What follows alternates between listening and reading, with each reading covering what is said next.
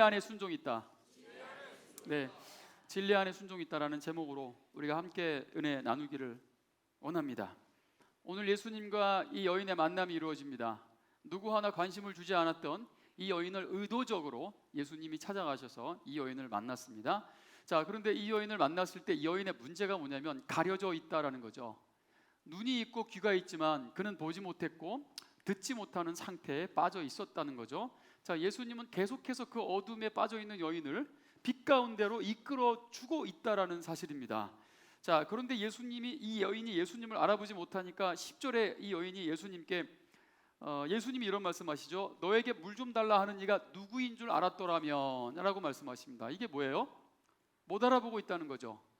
하나님이 인간의 몸을 하고 이 땅에 오셨어요. 이 여인을 지금 만나고 있는데 이 여인이 못 알아보고 있다라는 거죠. 자, 눈이 있는데 보고 있는데 못 보고 있죠. 자, 이 눈이라고 해서 다 눈이 아니란 얘기예요. 뭔가 다른 차원의 눈이 떠져야 된다는 이야기죠.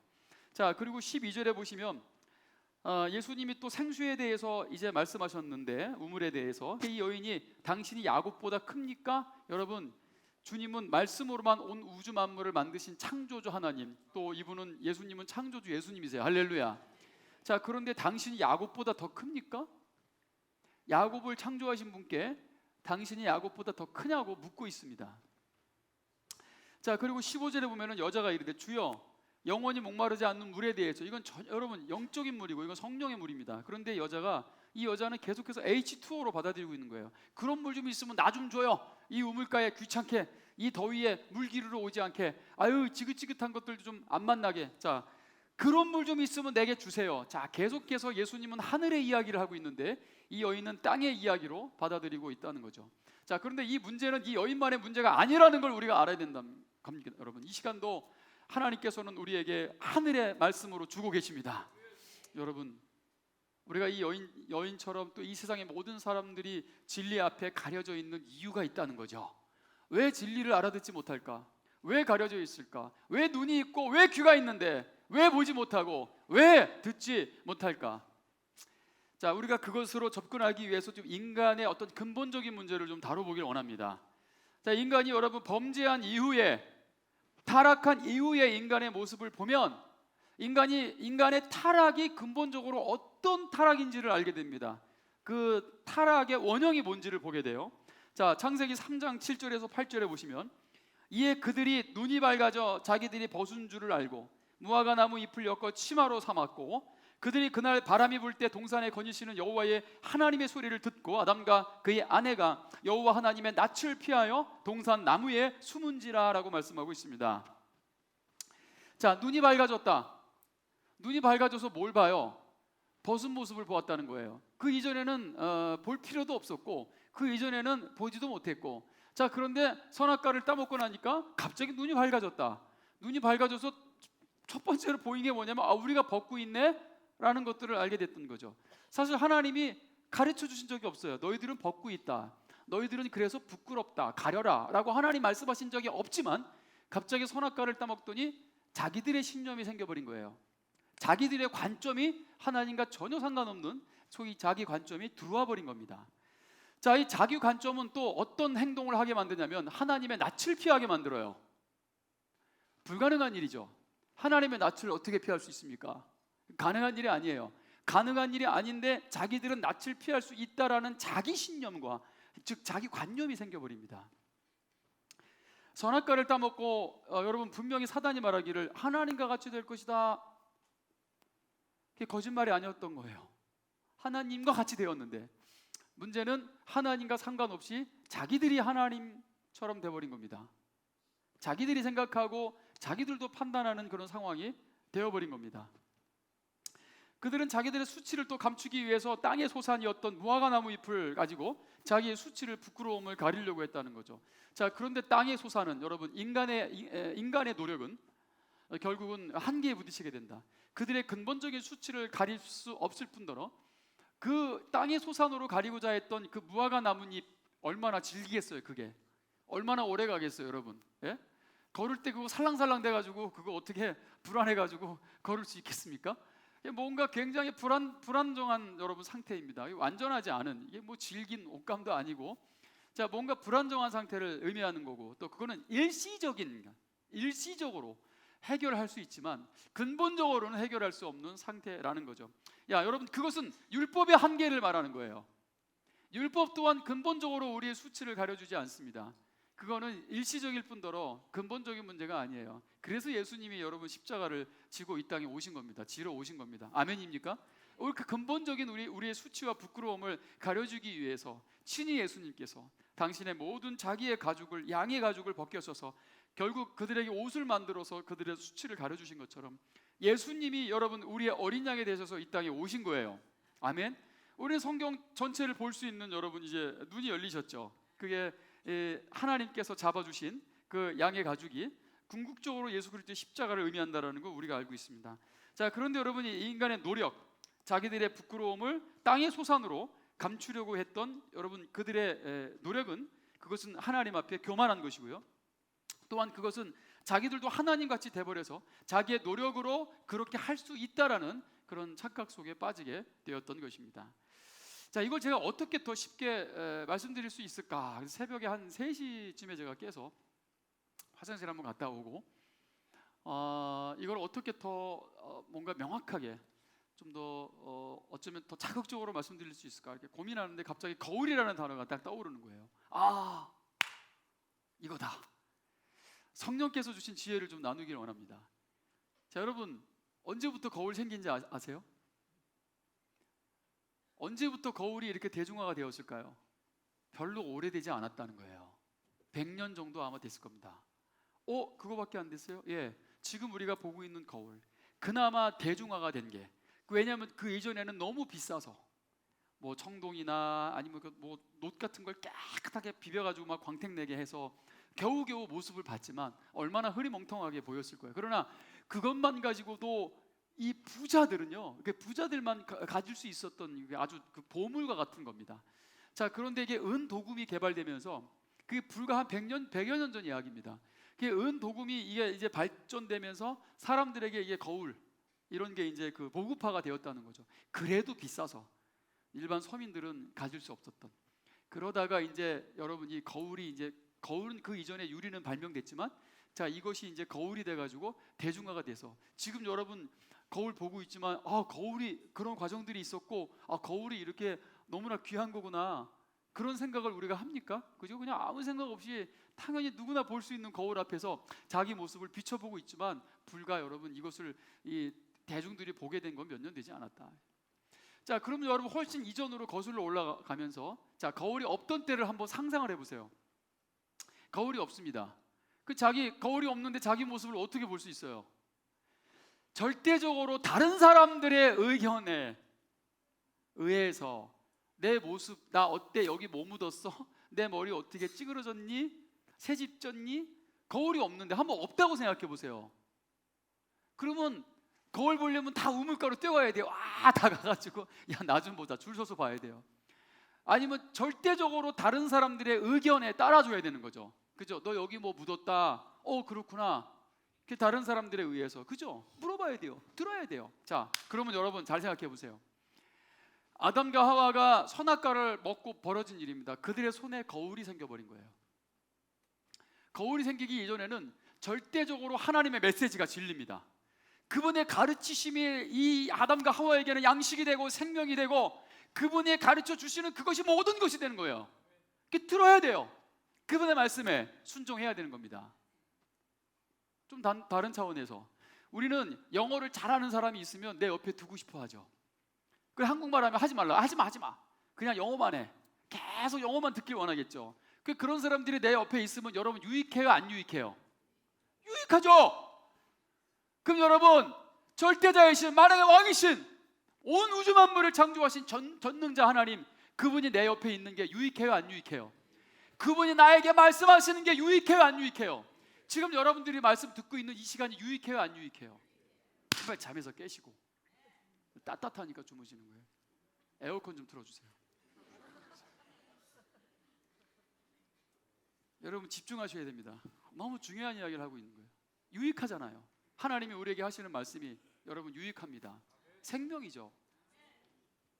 그런데 여러분 두렵고 떨림으로 주님의 말씀 한 말씀 한 말씀에 집중하셔야 됩니다. 아멘입니까? 근데 그게 사라졌다 이거예요. 사람들 안에 하나님의 말씀을 절대 진리라고 얘기하면 피곤한 얘기 하지 말라고, 독단적인 사람들 같으니라고. 자, 이런 얘기를 했다 이거죠. 이게 뭐예요? 자기 소견, 자기 신념이 생겨버렸다 이거죠. 왜 예수님이 오셔서 제자들에게 자기를 부인하여야 제자가 될 수 있다고 말씀하셨냐 이겁니다. 왜 부인해야 돼요? 자기 신념, 자기 관념, 자기 스스로 하나님의 낯을 피할 수 있다라고 생각하는 거, 자기 의지대로 자기들의 수치와 부끄러움을 감출 수 있다고 생각하는, 여러분 하나님화 돼버린 겁니다. 하나님화 돼버린 인간은 거울이 손에 생겨버렸기 때문에 괜찮습니다, 됐고요, 그냥 제가 볼게요. 저도 볼 수 있어요. 제 손에 거울 안 보이세요? 내가 왜 하나님 말씀만 들어야 돼요? 저거 따먹지 말라고요? 왜요? 나는 좀 먹으면 안 됩니까? 자, 자기 의견이 생겨버린 인간은 계속해서 여러분 영적인 죽음을 가져오게 되고, 궁극적인 영적인 죽음은 하나님의 음성에 귀를 기울이지 않는다는 거죠. 그 창세기 6장에 인간이 생각하는 모든 것이 악하다라고 결국 성경은 이야기합니다. 그리고 영적으로 위기가 왔을 때 항상 이 백성들의 특징이 뭐냐면 자기 소견에 옳은 대로 했다는 거죠. 그 백성이 왕이 없으므로, 사사기 마지막 장 마지막 절에 그렇게 말씀이 끝납니다. 그 시대 왕이 없었다, 그 각자의 소견대로 살았다 이거죠. 자, 그러면서 여러분 룻기서로 넘어가 영적인 암흑기의 상태를 보여줍니다. 이 나오미의 가정이 처절하게 망하는 모습을 보게 되는 거예요. 자, 여러분 영적으로 암흑기가 찾아왔다 그 얘기입니다. 그들도 베들레헴을 떠난 것은 하나님의 음성을 듣고 순종한 게 아니에요. 성령의 시대에 오늘 또 자매가 찬양한 것처럼 성령이 주시는 음성대로 따라가서 어디든지 가라고 말씀하셨기 때문에 순종한 게 아니란 말입니다. 자기의 소견대로 이사간 거예요. 베들레헴을 떠났다 이거예요. 약속의 땅이죠. 떠나버린 겁니다. 그런 나중에 약속의 땅으로 다시 돌아옵니다. 하나님을 사랑하는 며느리와 함께, 그리고 예수님을 상징하는 보아스라는 인물을 만나게 되고 하나님이 그 집안을 회복시키십니다. 복음이죠, 복음. 할렐루야. 말씀을 떠났다, 약속의 장소를 떠났다, 다시 약속의 장소로 돌아왔다. 그리고 하나님이 그 가정을 엄청나게 축복하셨다. 여러분 진리는 단순한 데 있는 거예요.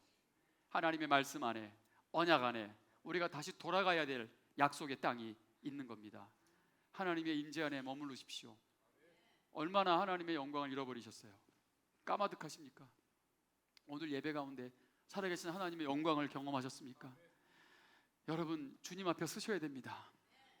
우리가 회복해야 될 게 이거예요. 그리고 여호와를 경외함, 회복돼야 된 하나님을 경외하십시오. 두렵고 떨림으로, 다시 겸손한 마음으로 주님 앞에 서시기를 주님의 이름으로 축원합니다. 야고보서 1장 22절 말씀을 다 같이 한번 읽어보시겠습니다. 야고보서 1장 22절 시작.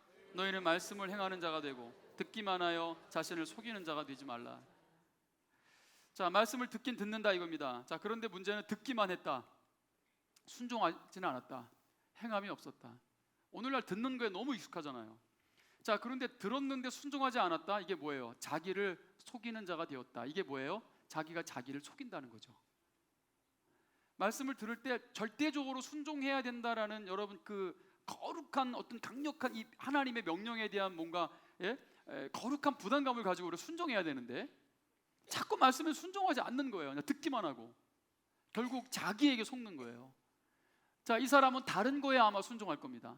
분명히 다른 자기 생각에 더 유익하다고 하는 것에는 분명히 순종할 겁니다.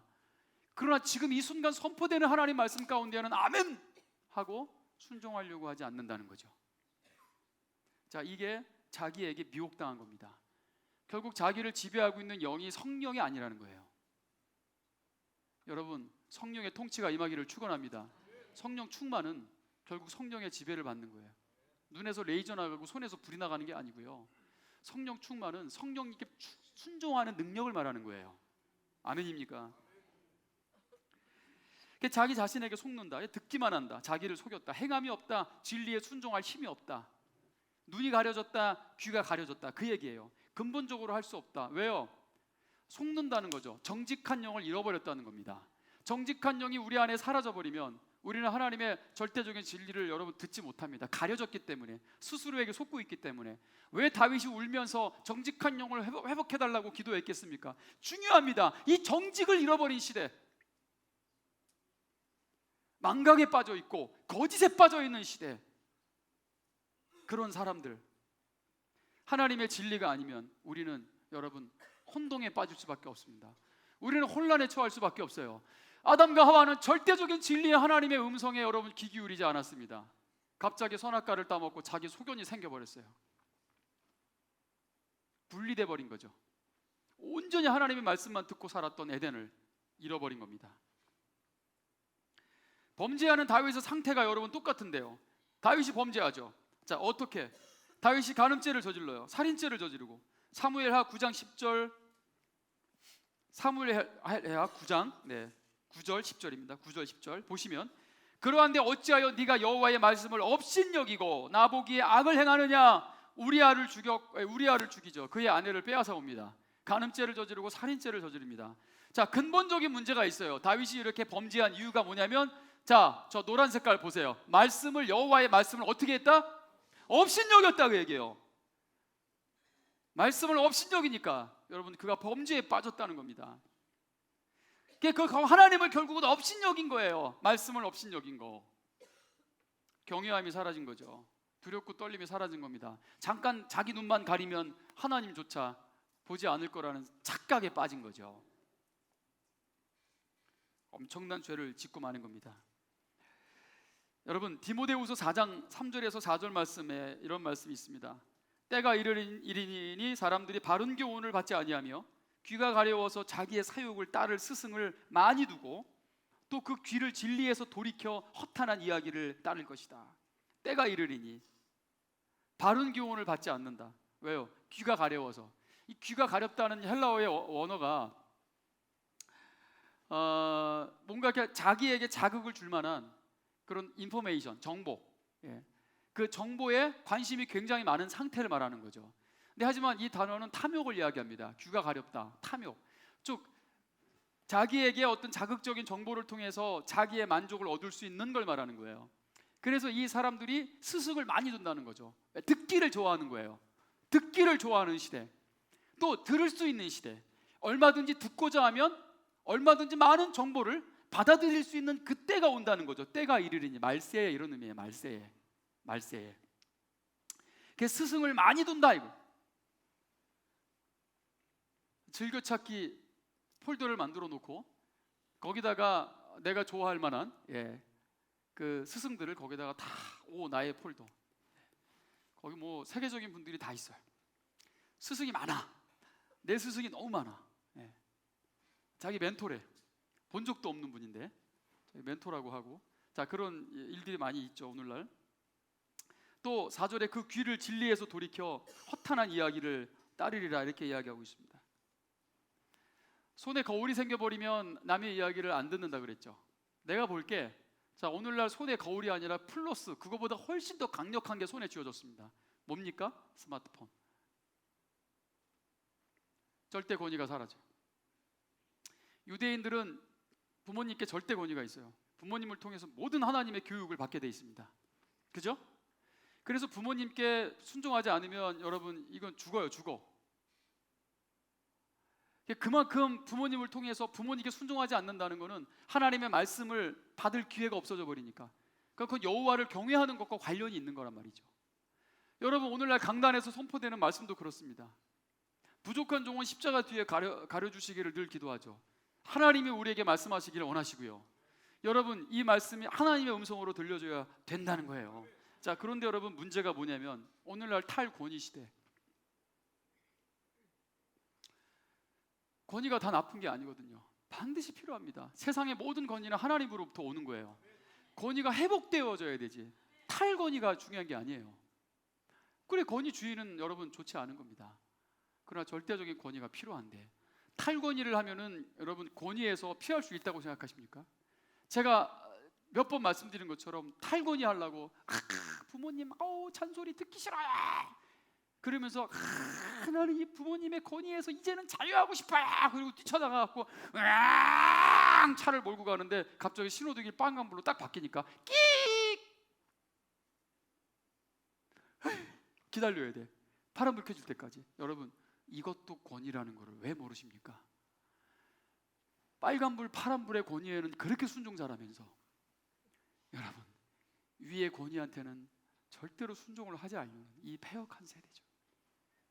권위를 벗어나면은 또 다른 다른 모양의 권위가 와서 결국은 우리는 권위 아래 산다는 걸 왜 몰라요? 어리석은 거죠. 결국은 이 최종적인 권위, 맨 위에 계신 여러분, 우리 하나님께 붙들리고 오직 그분의 말씀에 순종하여 우리 진리 가운데 사는 게 얼마나 지혜로운 삶인지. 아니, 영어 잘하는 사람도 옆에 두고 싶어 하는데 여러분, 이 유익한 하나님의 말씀 여러분 왜 자꾸 멀리하려 하십니까? 오직 하나님의 진리만이 우리를 자유케 하는 능력이 있습니다. 진리가 너희를 자유케 할 것이다. 빛 대신 하나님의 말씀 앞에 여러분 모든 죄가 드러나게 되어 있는 거예요. 아멘입니까? 그런데 이 진리를 떠나버렸으니 어떤 말씀에 우리가 순종할 수 있단 말입니까? 옛날엔 담임 목사님 말씀이 정말 절대적이죠. 들을 수가 없어. 딴 데 가면 오직 교회 와야 돼요. 그잖아요. 교회 와야지 들을 수 있잖아요. 그러다가 시대가 발달하면서 뭐가 생겼냐면 테이프가 생겼나. 테이프 기억나세요? 테이프? 애기들이 막 중요한 테이프 다 풀러놓고 이 자식아 이 목사님 말씀이 이게 하나밖에 없는데 구할 수도 없는데. 오늘날은 전혀 그럴 필요가 없어요. 괜찮아 유튜브님이 다 보여주셔. 그리고 CD가 나오고 그 다음 인터넷이 나와. 이제는 그냥 안방에 앉아가지고 너무나 쉽게 들을 수 있는 어마어마한 스승을 내 안방에서 다 모실 수 있는 그런 시대가 와버렸네요. 바울이 알았을까요? 이 정도로 많은 스승을 우리가 둘 수 있다는 것을 알고 얘기했을까요? 여러분, 하나님의 말씀을 듣는 게 나쁘다는 이야기가 아니에요. 저는 그 얘기를 하고 있는 게 아니잖아요. 오늘 말씀의 초점을 여러분 놓치시면 안 돼요. 흐리시면 안 됩니다. 스승을 많이 두었다. 좋은 말씀 듣는 거 너무 좋죠. 유튜브나 인터넷이나 우리가 유익하게 사용할 수 있다면 너무 유익한 거 분명합니다만은 궁극적으로 여러분 성령님이 아니면 여러분 이것을 유익한 걸로 바꿔놓을 수가 없어요. 성령님이 임하셔야 되는 겁니다. 왜냐하면 너무나 좋은 말씀을 우리가 막 듣게 되면 결국은 여러분 음식도 너무 좋은 것만 먹어봐요. 나중에 어떻게 돼요? 까다로워지죠. 똑같습니다. 영혼도 똑같아요. 중요한 건 순종을 안 한다 이거예요. 근데 너무나 좋은 말씀을 다 들어버렸으니 정보만 이만큼 쌓여가지고 아주 까다로운 영혼이 되는 거예요. 제가 말씀드렸죠. 담임 목사님의 말씀이 절대적인 시대가 있었다고요. 말씀을 잘하느니 못하느니 여러분 뭐 그렇게 뭐가 비교할 수도 없어요. 그냥 그 한 말씀이 너무 소중해서 그래서 새벽에 그 여러분 삼둥이를 막 업어매고 그 눈 오고 막 영하 막 10도에 그 아이들을 데리고 그 어머니들 새벽 예배를 다녔던 그 시대들이 있었다니까요. 그 말씀을 들으려고요. 할렐루야. 근데 말세가 되면은 모이기를 패하는 어떤 이들처럼 모이기에 더 힘쓰라고 여러분 왜 얘기했겠습니까? 이게 다 마지막 때 벌어질 일들이 성경에서 너무나 기가 막히게 여러분 예언적으로 말씀하고 있잖아요. 모이기를 패하고 있다. 이게 뭡니까? 열정이 사라졌다 그 얘기죠. 절대적이지가 않은 거예요. 그냥 언제든지 들을 수 있는 거죠. 못 오면. 자, 그런 시대가 왔다는 거죠. 여러분 이 악한 시대, 이 패역한 시대에 여러분 믿음 지킬 수 있습니까? 성경은 말합니다. 우리의 상급을 잃어버릴 수 있다고요. 촛대를 빼앗아 간다. 상급을 잃어버릴 수 있다는 얘기예요. 하나님이 주실 상을 다 빼앗겨 버릴 수 있다는 거예요. 여러분 깨어 있으시기를 축원합니다. 또는 저는 구원을 잃어버릴 수 없다라는 걸 믿는 사람이지만 그러나 그냥 그 무늬만 만약에 여러분 그 기독교인이었다면 그것은 구원을 잃어버린 건 아니에요. 결국은 자기의 본연의 모습이 드러났을 뿐입니다. 자, 여러분 우리가 변질됨 없이 주님 곧 오시는데요. 여러분 이 시대 깨어 있어야 되고 절대적 진리가 다시 회복해야 될 그런 시대입니다. 하나님의 말씀이 아니면 여러분 생명이 없어요. 구원이 없어요. 자꾸 자기 신념으로 여전히 받아들이고 뭐든지 색안경으로 판단하고 구분하려고 하지 마세요. 그래서 바울이 말합니다. 하나님 말씀에는 지난주 설교죠. 하나님 말씀에는 절대적으로 예, 아멘, 할렐루야. 순종하라는 거죠. 주님 말씀에 절대적으로 아니요 할 수 없다는 거죠. 왜요? 하나님의 말씀이 절대 진리니까요. 이게 반석 위에 세워진 집이라고요. 절대 무너지지 않는다 그랬어요. 듣기만 하고 순종하지 않는 자가 되지 마시기를 주님의 이름으로 축원합니다. 시편 51편 10절에 하나님이여 내 속에 정한 마음을 창조하시고 내 안에 정직한 영을 새롭게 해주시옵소서. 정직한 영이 절대적으로 회복되어져야 됩니다. 진리는 정직이죠. 정직이 아니면 진리가 아닌 거예요. 여러분 거짓을 가지고 와가지고 진리로 말하는 그건 여러분 사단입니다. 사단이 거짓의 아비이기 때문에 요한복음 8장 44절 45절에 너희는 너희 아비 마귀에게서 났으니 너희 아비의 욕심대로 너희도 행하고자 하느니라. 그는 처음부터 살인한 자요 진리가 그 속에 없다. 진리에 서지 못하고 그런데 거짓을 말할 때는 제 것으로 말한다. 왜? 진리처럼 말한다는 거예요. 똑같습니다. 그래서 진리가 아닌 것을 믿는 사람들도 지가 자기 것이 진리인 줄 알고 생각하고 살아가는 거예요. 그래서 어떤 일이 벌어져요? 이 거짓의 아비에 속고 사는 사람들에게는 45절 다 같이 45절을 읽어보세요. 시작. 내가 진리를 말하는데 듣지 아니하는도다. 예수님이 얘들아 이게 진리야 라고 말하는데 그래 그건 네가 생각하기엔 진리지. 우리는 달라. 너는 그거 믿고 살아. 우리는 이거 믿고 살게. 듣지 않는다. 예수님이 오셔서 여러분 하나님이신 주님이 오셔서 진리를 말하고 있는데도 사람들은 듣지 않는다는 거죠. 아까 말씀드렸던 다윗처럼 여호와의 말씀을 업신 여기는, 가볍게 여기는, 그리고 거짓의 아비의 말에 순종하는 시대가 되어버린 거예요. 그는 처음부터 살인한 자, 그는 처음부터 아담과 하와를 거짓을 통해서 유혹한 자인 것입니다. 창세기 2장 16절 17절에 보시면 여러분 사탄의 방식입니다. 여호와 하나님이 그 사람에게 명하여 이르시되 동산 각종 나무의 열매는 네가 임의로 먹되 선악을 알게 하는 나무의 열매는 먹지 말라. 먹으면 반드시 죽을 것이다. 자, 이렇게 하나님 말씀하셨죠. 여러분 이게 절대 기준이에요. 하나님은 반드시 죽으리라 했습니다. 자, 그런데 창세기 3장 1절 3절에 자, 사탄이 하와에게 왔습니다. 자, 그러면서 이 간교한 뱀이 여자에게 묻되 하나님이 참으로 너희에게 동산 모든 나무의 열매를 먹지 말라 하시더냐 그랬어요. 여러분 제가 말씀드렸죠. 사탄이 뱀이 간사한데 태초의 뱀은 지금처럼 이런 모습이 아니란 말이에요. 예? 뱀이 낼름낼름거리고 징그러운 모습으로 왔으면 여러분 이 여자가 유혹당했겠습니까? 아니죠. 사탄이 사용한 뱀은 당시에 가장 아름다운 짐승, 너무 멋있는 광명의 천사, 광명의 천사. 그래 와가지고 사탄이 여러분 만약에 하와에게 참으로 너희에게 동산 모든 뭐 이렇게 얘기하면 예? 하와가 듣고 싶다 이러겠어요? 아유 듣기 싫다 그랬겠죠. 아마 이렇게 얘기했을 거예요. 참으로 너희에게 할렐루야 자매님 동산 모든 나무의 열매를 할렐루야 자매님 먹지 말라 하셨나요? 자매님 사랑해요? 그랬겠죠. 네? 이게 귀에 삭삭삭삭 들어온단 말이죠.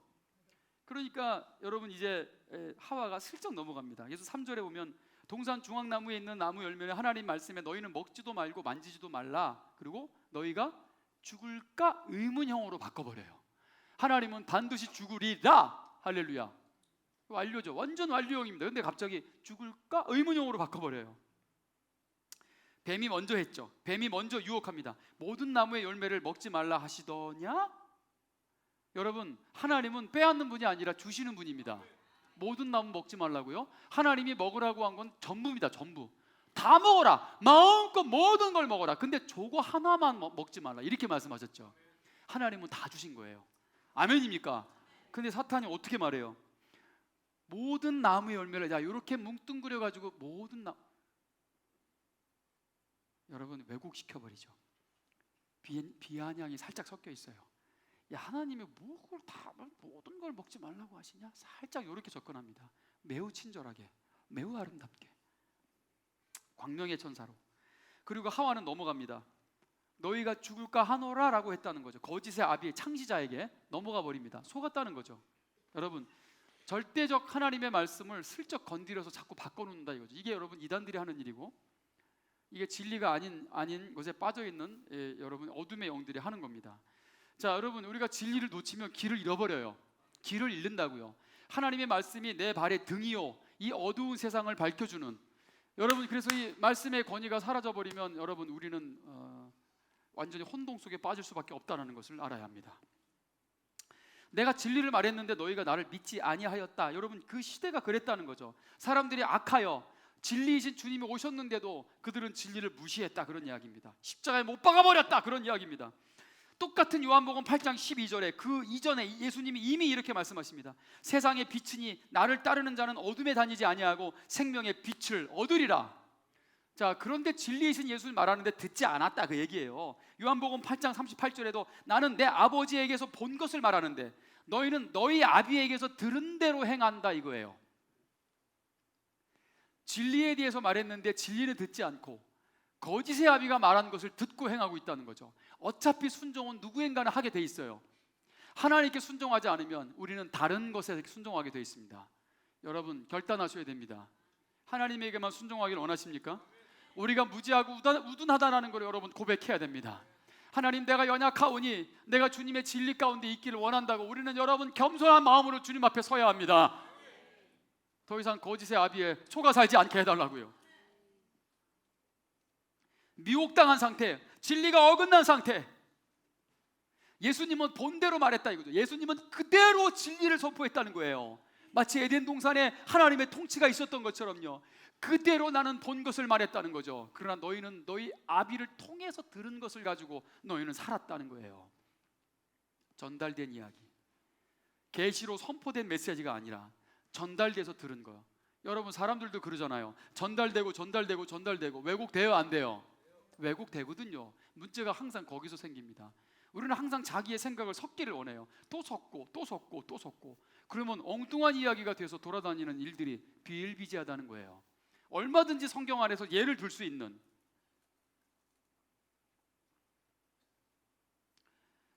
여러분, 인간의 모든 상태가, 인간이 생각하는 모든 계획이 항상 악하다. 성경은 그렇게 우리에게 말해주고 있는 겁니다. 그러나 하나님은 민수기 23장 19절에 그러나 하나님은 어떤 분이세요? 여러분 다 같이 선포하시듯이 읽어보세요. 시작.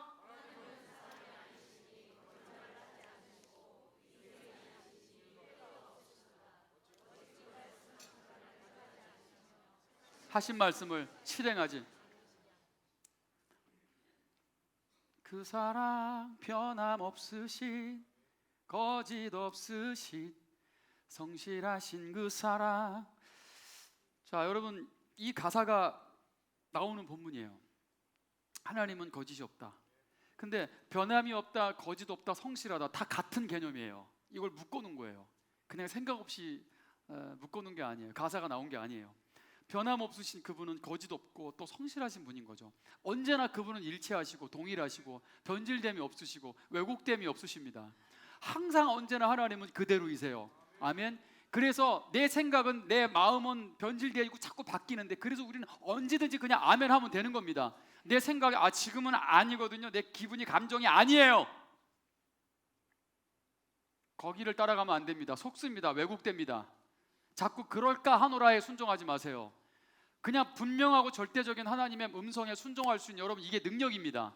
생각이 너무 많아요. 그래봤자 자기 관념 속에 갇혀버립니다. 자기의 세계 속에. 그래서 못 빠져나와요. 그래서 우리는 항상 자유가 없는 겁니다. 왜 자유가 없어요? 순종하지 못하니까요. 법치국가에 완벽한 법을 만들어놨는데 왜 완벽한 사회가 오지 않죠? 어기니까요. 안 지키는 사람이 생기니까요. 그런데 모든 사람들이 법을 완벽하게 지킨다고 생각해 보세요. 무슨 일이 생기겠어요? 엄청난 자유가 오고 평화가 오겠죠. 왜 안 와요? 안 지키는 사람이 있으니까요. 우리의 내면도 똑같습니다. 왜 진리가 너희를 자유케 하리라? 왜 자유가 안 와요? 불순종하니까요. 순종을 할 수 있는 상태가 아니니까요. 이미 많이 왜곡되어 있고 여전히 자기 관념 속에, 자기 신념 속에 빠져 사니까요. 왜 그래야 되죠? 나는 내 생각이 없어요. 하나님이 뭐 우리 생각 뺏어 가겠다고 여러분 절대적인 진리의 말씀에 순종하라고 말씀하십니까? 아까 말씀드렸잖아요. 영어 잘하는 사람도 옆에 있으면 유익한데요. 그죠? 항상 옆에서 진리의 말씀을 전해주는 여러분, 이게 사역자하고 친해 보십시오. 얼마나 유익하겠어요. 아멘입니까? 근데 왜 피하세요? 불편하세요? 옆에도 안 앉으려고 막 피하시더라고요. 불편하신가 봐요. 네. 유익하죠. 하나님의 말씀을 들을 때 유익한 겁니다. 절대적인 진리의 말씀은 여러분 우리에게 유익이죠. 우리에게 불편을 주는 게 아니에요. 죽음도 생명도 천사도 하늘의 어떤 권세도 끊을 수 없는 영원한 그 사랑 예수, 할렐루야. 로마서 8장 38절 39절 말씀이에요. 거짓이 없다라는 것은 절대적입니다. 하나님의 구원은 여러분 영원합니다. 아버지의 사랑은 변함이 없습니다. 끊어지지 않습니다. 빼앗을 수 없습니다. 이런 유익한 말씀에 대해서는 우리가 너무 아멘하고 싶으시죠? 거짓 없는 하나님의 말씀은 이렇게 긍정적인 요소만 있는 게 아니라는 거. 하나님의 거짓 없는 말씀은 이런 말씀도 있다는 걸 아셔야 돼요. 계시록 2장 22절 23절 다 같이 읽겠습니다. 시작. 볼지어다 내가 그를 침상에 던질 터이요 또 그와 더불어 간음하는 자들도 만일 그의 행위를 회개하지 아니하면 큰 환난 가운데 던지고 또 내가 사망으로 그의 자녀를 죽이리니 모든 교회가 나는 사람의 뜻과 마음을 살피는 자인 줄 알지라. 내가 너희 각 사람의 행위대로 갚아주리라. 뭘 숨기려고? 진리는 숨기는 게 아니에요. 진리는 감출 수 없는 거예요. 진리는 다 드러나야 되는 거예요. 여러분 이게 진실이죠. 진실, 진리. 자꾸 숨기고 가리고 너만 입 다물었으면 되잖아. 너만 입 다물면 되는 얘기예요. 진실이라는 게요. 볼지어다 내가 그를 침상에 던질 것이다. 너와 더불어 간음하는 자들 그 행위를 회개하지 아니하면 그를 환난 가운데 집어 던지겠다 그 얘기입니다. 간음하는 자들. C.S. 루이스가 말합니다. 간음하고 음란한 죄, 큰 죄지만 영적으로 간음하고 음란하는 죄는 더 크다. 그거는 바로 자기 의에 빠져 사는 것이다. 자기 의. 이것도 간음이에요. 영적으로 음란한 겁니다. 자기 자랑, 자기 의. 여러분 왜 하나님이 예배를 안 받으세요? 가인의 예배. 이게 자기의 의로 드리는 예배입니다. 자기 생각으로. 하나님은 피해 제사를 원하셨던 거죠. 자, 아벨은 순종했습니다. 하나님 원하시는 제사를 드린 겁니다. 자, 그런데 아벨은 뭐하러 귀찮게 그래 그냥 내가 농사진 걸로 그냥 할래. 자, 해버린 거예요. 그 하나님은 그의 예배를 받지 않으십니다. 그의 태도에도 문제가 있죠. 자기의, 자기 생각, 하나님의 기준을 따르지 않은 겁니다. 그러니까 귀찮으니까 그렇게 할 필요 없다고 생각하는 거죠. 항상 여러분 이 자기의 의는 굉장히 위험합니다. 이 자기 의는 아무리 우리가 하나님께 귀한 걸 드렸다고 할지라도 하나님은 안 받으십니다. 우리의 중심과 모든 생각을 살피시기 때문입니다. 진리는 드러나는 거예요. 진리를 망각하면 여러분 심판에 이르게 되는 표적이 되는 거예요. 그러나 예수님은 빛으로 오십니다. 십자가는 모든 불법을 드러내는 능력입니다. 요한복음 4장 16절 오늘 본문이죠. 가서 네 남편 불러와라. 갑자기 이 여인이 숨기고 싶었던 왜 드러내시는 거예요? 드러내면 안 되잖아요. 상처 줍니까? 왜 상처 줘요? 자, 그런데 예수님은 네 남편 불러와. 갑자기 여인의 치부를 갑자기 드러내십니다. 이게 진리이기 때문에 그런 거예요. 아멘입니까? 그러니까 흉내내지 마세요. 예수님이 진리이시니까 하는 거지. 보는 사람마다 너 두 집 살림 차렸지? 뭐 이러지 마시고 너 남편 6명이지? 뭐 이러지 마시고. 네? 진리는 빛이기 때문에 드러나는 겁니다. 여러분 오늘날 우리 장로님도 기도하셨지만 사회적인 이슈잖아요. 미투 운동. 여기저기서 미투 뭐 나도 당했다 그 얘기잖아요. 그게 벌벌 떠는 사람들이 많다고 또 뭐 그런 기사도 있더란 말이죠. 예? 이 뭐 예를 들어서 갑자기 옛날에 헤어진 연인이었다고 생각했던 모양이에요.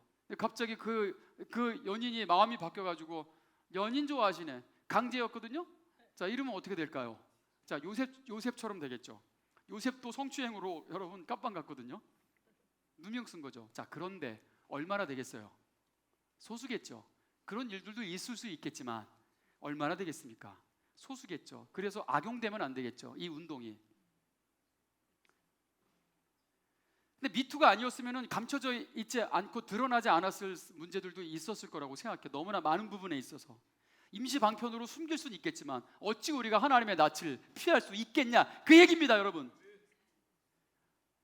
그래서 어떤 부분에서는 드러나는 것이 유익하다. 예? 드러나야 되는 거예요. 왜요? 드러나지 않으면 이 미투의 가해자들의 특징이 있습니다. 이게 한 번으로 끝나지 않는다는 거예요. 이게 특징이. 그러니까 이 사람들의 방식이에요. 그 사람들이 이 권위자의 여러분 이 정말 이 군림하는 그 자리에 있을 때 그 명예와 권력을 통해서 그 나쁜 짓을 습관적으로 해왔다는 거죠. 그래서 이 미투 운동의 특징이 뭐냐면 미투, 나도 당했는데, 나도 그랬는데요, 나도 그랬는데, 이게 한 사람이 아니에요. 한 사람한테 당한 것도 한 사람이 아니에요. 항상 여러 사람들이 당했다는 거죠. 예? 습관적이었다는 거죠. 이 권력의 자리에서 내려오지 않는 한 계속 아마 그 일을 행했을 거라는 거죠. 제가 여러분 25년 동안 평강교회에서 얼마나 많은 일을 겪었겠어요. 정말 파란만장합니다. 책을 써야 돼요. 책을 언젠가 나올 텐데 정말 파랑한 젊잖아. 여러분 보시기에 어린 목사 이제 뭐 50밖에 안 된 뭐 50 이제 곧 50인데요. 예? 얼마나 젊습니까? 근데 너무나 많은 경험을 했어요. 정말로요. 정말 별별 경험을 안 한 게 없어요. 25년 이 세월 속에서. 여러분 우리 또 제자들 가리킬 때 이 고등학생 이 자매가 아이가 이 구청 옆을 걸어오다가 이 아이가 밤에 폭행을 당한 거예요. 그런 폭행을요. 그래가지고 갈 데가 없으니까 찾아왔어요. 저를. 애가 행색이 말이 아니에요. 얘기하더라고요. 저한테. 너무 가슴이 찢어지더라고요. 당한 거예요. 구청 옆을 지나가다가 끌려 들어간 거예요. 근데 소리만 질러도 구조를 요청할 수 있는데 소리를 못 질러요. 왜냐하면 칼이 들어오니까. 그래서 그 아이가 이제 밤 11시에 제가 저도 발을 동동 굴렀죠. 너 어떡하냐 이거 빨리 후속 처리를 해줘야 되는데 어떡하냐. 근데 마침 저희 집사람이 기가 막힌 타이밍에 성폭행 그 상담사 자격증을 받은 거예요. 그 시점에. 그래서 저희 집사람한테 전화해가지고 빨리 나와 지금 큰일 났어. 그래서 그 아이를 데리고 밤새도록 여러분 저희가 무슨 돈이 있어요. 근데 이게 그때 알았어요. 돈이 엄청 들더라고. 이게 보험도 안 되고 검사는 그대로 해야 되고 응급실 가가지고.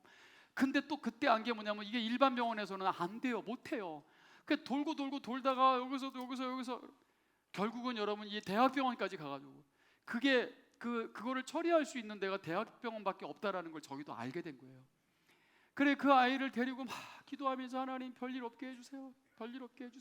기도하면서 눈물 흘리면서 그 아이를 데리고 다 이렇게 처리를 했는데 그 이전에 그 엄마하고 연락이 됐던 건데 엄마가 왜 이렇게 바쁜지, 예? 또 아빠하고도 또 이렇게 가까이 안 있어요. 그러니까 이게 부모님이 해줄 수 없고 얘는 그냥 엄마 아빠 다 바쁘고 막 다 돈 벌러 나가고 하니까 얘는 이렇게 학원을 이렇게 돌았던 거죠. 학원을 스스로. 그 아이를 데리고 밤새도록 여러분 뭐 없는 돈에 그냥 막 써가지고 이 아이 이렇게 후속 처리를 했죠 저희가. 그래 아침에 이제 엄마를 만났어요.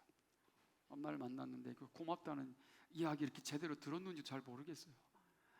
근데 아무튼 뭐 고맙다고 뭐 표현을 하시는 것 같은데 문제는 저희가 참 상처받은 게 뭐냐면 밤새도록 그렇게 하고 그 아이를 위해서 그렇게 애쓰고 돌아다녔어요. 그러면 어머니 이제 이 아이 괜찮아요. 주님께서 더 품어주실 것이고 이제 정말 믿음으로 살면 됩니다. 하나님 영광에 살 수 있어요.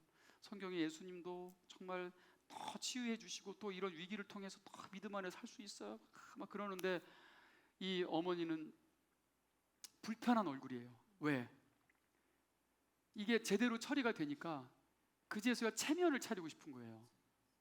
해결이 돼버리니까 이제 체면을 따져. 그러더니 아유 당신들이 몰랐으면 좋았을 것을. 이런 거예요. 왜 아냐 당신들이 몰랐으면 편안하게 다녔을 텐데 알아버렸으니까. 그래서 그 아이를 데리고 사라져 버렸어요. 그 뒤로 그 아이를 본 적이 없어요. 저희는 다쳐버렸어요. 도와줬는데 이건 뭐 도와주려고 접근을 해도 결국은 여러분 그런 일을 겪어버리는 그런 시대. 함부로 도와줘도 안 되는 시대가 돼버렸다면서요. 함부로 도와줬다가는 큰일 나는 시대가 되어버렸다면서요. 자 여러분이 친밀하려고 접근했다가 참 친밀해지기도 어려운 시대. 여러분 그런 시대가 되어버린 겁니다. 참 마음 아픈 일이죠. 자 그런데 여러분 제가 말씀드리고 싶은 핵심은 이겁니다. 여러분 미투라는 거는요 드러내는 거죠. 잘못된 것들을 드러내는 거예요. 가해자들이 드러나는 거죠. 왜? 그게 아니었으면 드러나지 않을 일들이 드러나고 있는 거예요. 습관적인 죄들이. 자 그런데 여러분 십자가가 하는 일이 그거예요. 십자가가. 네? 골로새서 2장 15절을 읽어보세요. 골로새서 2장 15절 다 같이 시작. 통치자들과 권세들을 무력화하여 드러내어 구견거리로 삼으시고 십자가로 그들을 이기셨느니라. 할렐루야. 통치자들, 권세들, 교만한 자들, 자기의 왕국을 세워놓고 마음껏 자기의 권세를 부려먹고 연약한 자들에게 상처를 주고 수치를 주고, 그 통치자들과 그 권세들, 하나님의 권세가 없는 자들, 자기가 왕노릇하고 자기의 왕국을 세워놓고 그거를 무력화시키겠다는 겁니다. 뭐가? 십자가가 다 끌어내리겠다는 거죠. 그들의 수치와 부끄러움을 드러내시겠다는 겁니다. You too. 당신도 죄인이라고. 누가 피해가겠어요? 당신은 죄인 아닙니까? 당신은 아니에요? 누구만 죄인입니까? 십자가는 you too. 당신도 역시 죄인입니다. 여러분, 이게 십자가가 하는 일이에요. 누가 피해갈 수 있겠습니까? 겸손하세요. You too. 당신도 죄인이라는 걸 잊지 마세요. 이사야가 영광 중에 성전에서 하나님의 영광을 배웠을 때 이사야 6장에 화로다 부정한 입술이여 내가 부정한 입술 가운데 거하였다. 여러분, 하나님의 영광이 임하고 거룩이 임하니까 자기의 부정한 모습을 보게 되는 겁니다. 이게 십자가예요. 할렐루야. 십자가 구원받았다 할렐루야. 여러분, 이게 아니에요. 십자가는 먼저 드러내기 때문에 먼저 you too. 당신도 죄인이라는 것을 잊지 마십시오. 그런데 여러분, 십자가가 거기서 끝났다면 우리 모두 지옥 갔을 거예요. 그런 십자가 거기서 끝나지 않아요. 당신도 죄인입니다. 하지만 예수님께서 십자가에서 당신의 모든 죄를 지셨습니다. 여기까지 간다는 거죠. 이걸 용서라고 하는 거예요. 용서. 아멘. 이게 용서의 능력이에요. 용서가 아니었으면 우리가 구원받았습니까? 그런데 오늘날 용서 말하기도 쉽지 않아요. 용서 말했다가는 당신도 한번 당해보세요. 용서가 그렇게 쉽습니까? 오늘날은 여러분, 이 복음, 최고의 복음, 이 용서를 말하기도 쉽지 않은 시대예요. 지금은 이 말세에 서로 미워하고 서로 고발하여 잡아 들어가게 하고 그런 시대가 돼버린 겁니다. 여러분, 이 말세죠. 사랑이 식어지고 사람들이 서로 경계해야 되고 사람들이 서로 피해야 되는, 여러분, 그런 시대가 되어버린 거예요. 어떤 교회는 목사님이 안수했는데 목사님을 고발했대요. 신체를 터치했다고요. 고발자, 실제 일입니다, 여러분. 요즘 그런 일이 일어나고 있습니다. 그래서 저희는 그래서 저희가 좀 써야 돼요. 이렇게 새신자들 오시면은 신체 터치 원치 않습니다. 이렇게 체크하죠. 네. 그래서 밖에서 이제 악수할 때는 그냥 이렇게 주먹 딱 쥐시고 이렇게 인사하죠. 그냥 이렇게. 네. 혹시 격려 차원에서 이렇게 또 할 수도 있잖아요. 그럴 때는 바로 표시하세요. 이렇게 그냥 가시면 됩니다. 네. 저희가 이제 준비를 하고, 워낙에 그런 시대가 되어버렸기 때문에 여러분, 참으로 여러분, 그런 시대가 되었습니다. 서로 경계해야 되고 서로 미워해야 되고 말이죠. 그래서 표시해야 되고. 자, 긍정적인 요소도 있다고 말씀드렸습니다. 저는요, 필요한 거죠. 영원히 감출 수 없는 거니까 십자가 앞에 우리의 모든 죄, 내가 얼마나 큰 죄인인지가 여러분 드러나기를 축원합니다. 이게 진리예요. 다른 게 진리가 아니라. 그리고 내가 정말 철저한 하나님 앞에 죄인이라는 걸 알게 될 때 나는 어찌할꼬 화로다 내 부정한 입술이여, 화로다 내 죄 어찌할꼬 내 영혼 어찌할꼬 할 때 여러분, 예수 그리스도의 은혜가 나 같은 죄인 살리신 그 십자가의 은혜, 그 용서의 능력, 우리는 발견하게 되는 것입니다. 그래서 이 여자가 예수님을 만나서 자기의 모든 부끄러움과 수치가 있었음에도 불구하고 이 여인은 구원을 받습니다. 영원히 목마르지 않는 물을 마시게 되는 거예요. 그리고 이 여인이 물동이를 던져버리고 어디로 뛰쳐나갑니까? 세상으로 뛰쳐나갑니다. 눈을 들어 밭을 보라. 영혼을 바라보게 되는 거예요. 그래서 사람이 많은 곳을 일부러 찾아가서 생명의 복음을 전하고, 보라, 저분이 그리스도라. 우리가 기다리던 그분이 왔다. 할렐루야. 세상을 구원하실 분이라 너희도 구원에 참여하자. 당연히 전해야 되는 거 아니에요, 여러분? 어떻게 우리가 그 십자가에 이 죄를 용서받았음에도 불구하고 우리가 어떻게 가만히 있을 수 있겠습니까? 예레미야 21장 8절 말씀 보시면 여호와께서 말씀하시기를, 보라, 내가 너희 앞에 생명의 길과 사망의 길을 두었노라. 너는 이 백성에게 전하라. 그래서 어떤 분은 저는 매일 전합니다 그러면서 매일마다 부침개 붙인다고. 성경에 전하라 그래가지고 저는 매일 아침마다 전을 합니다. 네? 전하라. 여러분 말장난 그만하고, 네? 하나님의 말씀을 전하시기를 축원합니다. 예? 에스겔서 33장 8절 말씀에 가령 내가 악인에게 이르기를 악인아 너는 반드시 죽으리라 하였다 하자 네가 그 악인에게 말로 경고하여 그의 길에서 떠나게 하지 아니하면 그 악인은 자기 죄악으로 말미암아 죽으려니와 듣지 않은 사람은 죽습니다. 십자가를 무시하면 죽죠. 그런데 그걸 전하지 않으면 내가 그의 피를 네 손에서 찾으리라. 얼마나 무서운 말씀이에요. 전하지 않는 죄가 이렇게 크다라는 거 아셨어요? 여러분 전하시기를 축원합니다. 이사야 61장 1절에도 주의 영이 우리에게 임하셨습니다. 여호와께서 너에게 기름을 부으사 가난한 자에게 아름다운 소식을 전하게 하려 하심이라. 나를 보내사 마음이 상한 자를 고치며 포로된 자에게 자유를, 갇힌 자에게 노임을 선포하며. 여러분 우리에게 천국의 열쇠를 주셨습니다. 이 열쇠 사용해야 돼요, 안 해야 돼요? 이 마스터키 빼고 도망갔다가는 대구 지하철 사건처럼 큰일 납니다. 책임자가 돼버려요. 열쇠를 줬는데 왜 열쇠를 사용하지 않습니까? 왜 마스터키를 빼고 도망가 버립니까? 왜 이 영혼들을, 여러분 이 가라앉는 배에서 왜 빠져나오라고 얘기하지 않고 자기만 피합니까? 왜 이 천국의 열쇠를 여러분 제대로 사용하지 않으면 그 피를 나는 너에게서 받겠다. 10,000원짜리 밥 사 먹는 거 여러분 귀한 일입니다. 그래서 더 주셔도 됩니다. 영혼을 살리는 일에 제가 헌신하고 싶습니다. 여러분 내가 가지 못해도 내가 그냥 이렇게라도 섬기겠습니다. 여러분 그래요. 우리가 갈게요. 가는 사람들이 갈게요. 그러니까 저희 가서 여러분 이 재정 때문에 어려워하지 않도록 보내주세요. 밥을 오늘은 5그릇 먹겠습니다. 감사합니다. 5그릇 6그릇 드시고 하나님의 나라를 위해서 배가 터질지어다, 배꼽이 튀어나올지어다. 네? 할렐루야. 아멘. 왜 안 하세요? 네.